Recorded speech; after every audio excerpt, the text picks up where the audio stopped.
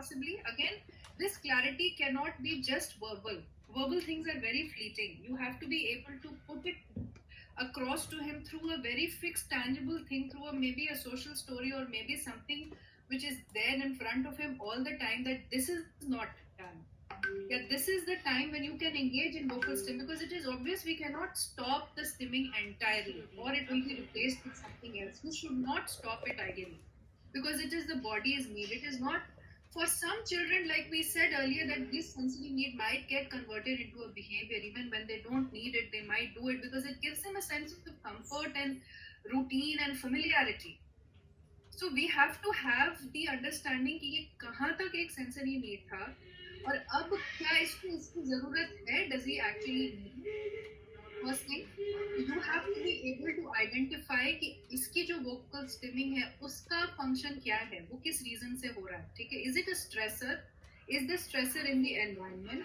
Maybe you can change the lighting, and maybe you can change certain things in your household, like ma'am suggested. Maybe you can play some calming music and see if it has an effect on it, if it calms down his senses.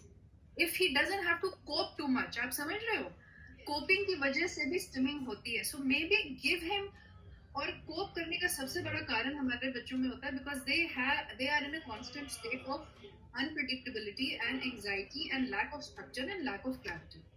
So you have to have your child on a visual schedule. You have to have your child on a fixed, predictable routine. You have to be able to tell him that this is the boundary, this much of focal stimming you can do. You can do it at this point of time.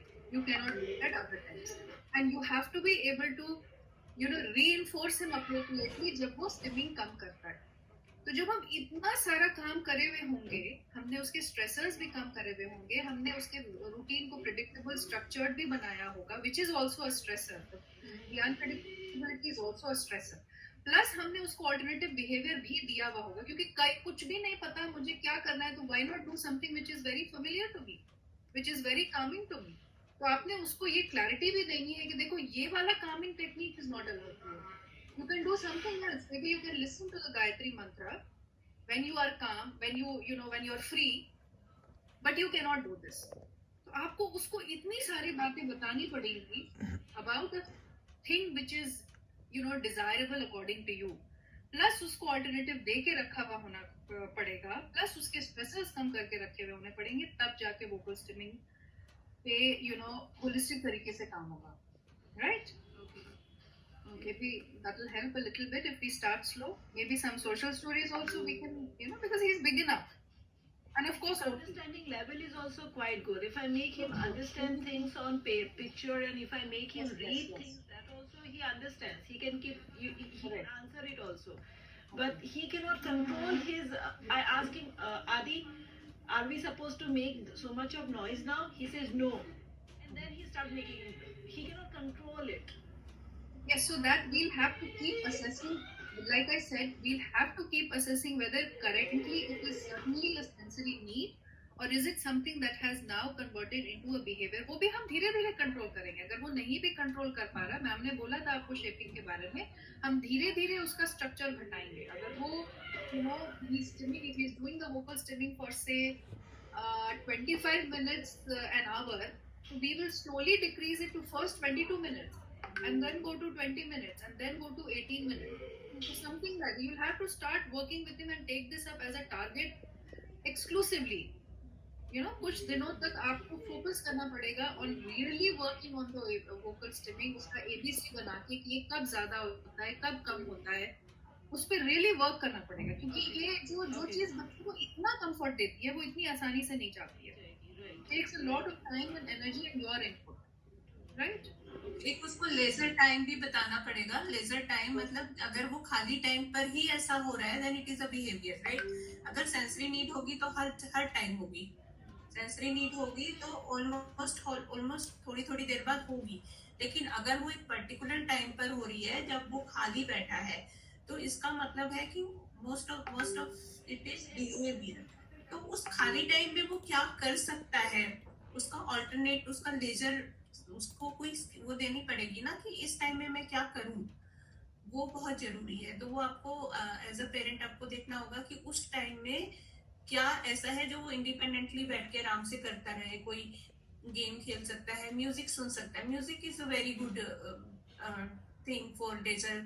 वो music सुनने से उसके auditory अगर कुछ needs हैं तो वो भी पूरी हो जाएंगी. एंड इट इज सब लोग सुनते हैं music, which is very appropriate thing to do. तो आप उसे म्यूजिक टाइम, देन कुछ इंडिपेंडेंट टाइम, कोई प्ले टाइम, इस तरह से आपको वो डिवाइड करना होगा उसका खाली टाइम. उसको ये नहीं लगे कि मैं क्या करूं इस टाइम पर. मुझे लगता है कि उसे बीच बीच में लगता है कि अभी मैं क्या करूं, because I have a 3-year-old daughter as well to take care of, so it happens कि So a visual schedule is going to be perfect for you. Put him on a visual schedule, start him on a choice board, give him alternatives that अगर आपका free time है इस time पे तो आप ये कर सकते हो. Try to structure his life as much as possible. As much as possible. Every minute of his life should be structured with either some options or some planned activities. And even the free time. If the free time is filled with vocal stimming, you will have to structure the free time also. Okay miss Sheetal, बच्चे की learning में और उसके settling में कितना change आ रहा है, उसका जो सेटल वाला जो टाइम है वो कैसे कैसे चेंज हो रहा है. और जो आप ऑब्जर्व कर रहे हो वो आप अपने टीचर्स के साथ जरूर शेयर करेंगे कि मैम ये चीज मैंने नोटिस की है, इसको कैसे कैसे हैंडल कर सकते हैं, राइट. और जब आप ब्लॉग लिखोगे तब आप उसमें जब हम लिखेंगे ना कि आज मैंने क्या क्या सीखा, आज मेरा बच्चा कैसा था, उसमें आप एक चीज और ये ऐड कर सकते हो कि जो मैंने उस दिन जो मैंने सीखा था आज वो मैंने अप्लाई किया तो ये चेंज आया, राइट. तो वो आप अपने आप उतना डिसाइड करोगे. हर एक का एक अलग तरीका होता है. कोई लोग बहुत अच्छे से लिख लेते हैं, कई लोग वर्ड्स में, लेकिन वो अपने 2-4 जो अक्षर लिखे होते हैं उससे समझ जाते हैं कि मैंने क्या लिखा है, मैं क्या अपने आप आपके लिए है, वो आपका जर्नल है.